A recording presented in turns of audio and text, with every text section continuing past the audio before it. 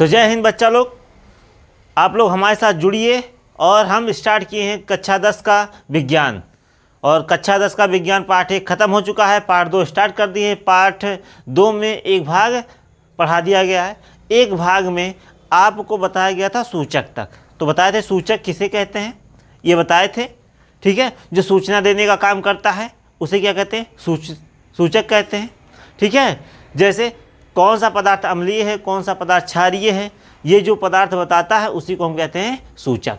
तो हम यहाँ पे जानेंगे सूचक के प्रकार। क्या जानेंगे भैया, सूचक के प्रकार। क्या जानेंगे, सूचक के प्रकार। सूचक के कितने प्रकार होते हैं, 3 प्रकार होते हैं। सूचक के कितने प्रकार होते हैं, 3। दिमागों में बैठा लीजिए, एकदम भेजा में एकदम घुसा लीजिए, एकदम अच्छे से बैठा लीजिए। सूचक के कितने प्रकार होते हैं, 3। प्राकृतिक सूचक, कृत्रिम सूचक, गंधीय सूचक। कितने प्रकार होते हैं, 3। प्राकृतिक सूचक, कृत्रिम सूचक, गंधीय सूचक। भैया दिमाग में बैठा लीजिए, लिखने की ज़रूरत नहीं है, बस दिमाग में एक बार समझ में आ जाए, एकदम रट लो, एकदम मन लगा के एकदम पढ़ लो, तो समझ लो बार बार आपको किताब कापी नहीं खोलना पड़ेगा। तो आप याद रखिए सूचक के कितने प्रकार होते हैं, 3 प्रकार होते हैं। प्राकृतिक सूचक, कृत्रिम सूचक और गंधीय सूचक। आगे जानते हैं कि प्राकृतिक सूचक क्या होता है। प्राकृतिक मतलब जो स्वतः उत्पन्न हुआ हो, जो ईश्वर द्वारा उत्पन्न हुआ हो, जो भगवान द्वारा उत्पन्न हुआ हो, उसे हम क्या बोलते हैं, प्राकृतिक सूचक बोलते हैं। ये कहाँ पाया जाता है, ये पौधों में पाए जाते हैं। कहाँ पाए जाते हैं, पौधों में पाए जाते हैं। भैया एकदम दिमाग लगा के सोचिए, कहाँ पाए जाते हैं, पौधों में पाए जाते हैं। जैसे लिटमस पेपर, कौन सा पेपर, लिटमस पेपर। हल्दी, जैसे कि आप जानते हैं ना, हल्दी भैया क्या है, हल्दी एक प्रकार का सूचक है जो अम्ल और क्षार को बताता है। ठीक है, अगर हल्दी में चूना डालेंगे तो कलर बदल जाएगा।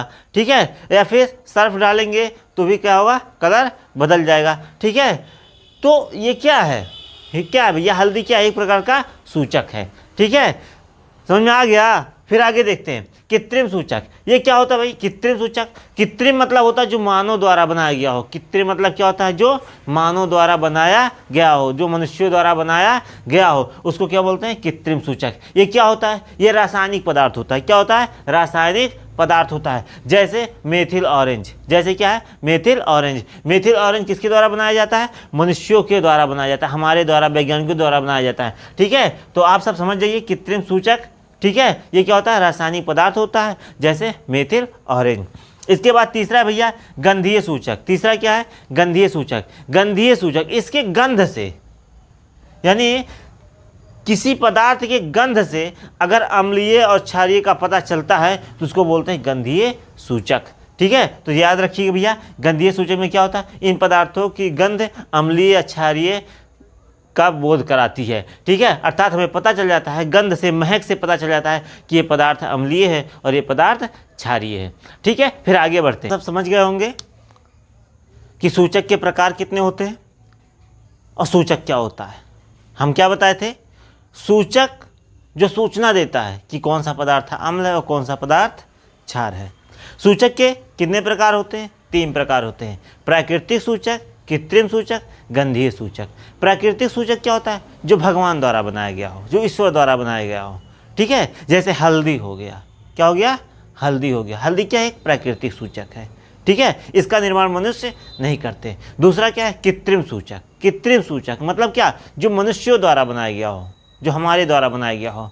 ये क्या होता है, ये रासायनिक होता है। क्या होता है, रासायनिक। जैसे मेथिल ऑरेंज, जैसे भैया मेथिल ऑरेंज। और तीसरा क्या है, गंधीय सूचक। क्या होता है, गंधीय सूचक, जिसकी गंध द्वारा पता चल जाता है कि कौन सा पदार्थ अम्ल है, कौन सा पदार्थ क्षार है। जैसे प्याज के गंध द्वारा ही पता चल जाता है कि कौन सा अम्ल है और कौन सा क्षार है। ठीक है, फिर आगे हम बढ़ते हैं, क्या करते हैं, आगे बढ़ते हैं। अम्ल एवं क्षार के रासायनिक गुणधर्म को समझना। देखिए भैया, अम्ल और क्षार इन दोनों के कुछ गुण होते हैं और उन्हीं गुणों को हम समझेंगे। तो गुणों को समझने के लिए, ठीक है, रासायनिक गुणों को समझने के लिए तो सबसे पहले हम क्रिया कराते हैं, अम्लों की धातुओं के साथ क्रिया। तो हम क्या करते हैं, अम्ल की क्रिया धातु के साथ कराते हैं। ठीक है, तो ध्यान दीजिएगा, जब अम्ल और धातु आपस में क्रिया करते हैं, भैया ध्यान दीजिएगा, अम्ल और धातु जब आपस में क्रिया करते हैं तो क्या बनता है, नमक बनता है और हाइड्रोजन गैस बनता है। ठीक है, तो याद रखिएगा, नंबर 1, अम्लों की धातुओं के साथ अब क्रिया कराने पर क्या बनता है, लवण और हाइड्रोजन गैस बनता है। तो ये आप यहाँ पे देख रहे होंगे, अम्ल को धातु के साथ मिलाने पर लवण और हाइड्रोजन गैस मिलता है। जैसे 2HCl प्लस 2Na, ये आपका क्या है, धातु है, ये आपका क्या है, अम्ल है। दोनों को मिलाएंगे तो क्या बनेगा, 2NaCl, जो कि क्या है, नमक है, और प्लस क्या, H2। ठीक है, तो आपको समझ में आ गया होगा पहला गुणधर्म कि जब कोई भी धातु अम्ल के साथ क्रिया करता है तो हाइड्रोजन गैस का निर्माण होता है और साथ में नमक का भी निर्माण होता है। ठीक है, फिर देखते हैं क्षारों की धातुओं के साथ अब क्रिया। भाई अम्ल क्रिया अगर धातु के साथ किया है तो क्षार भी करेगा, क्षार काहे पीछे रहे।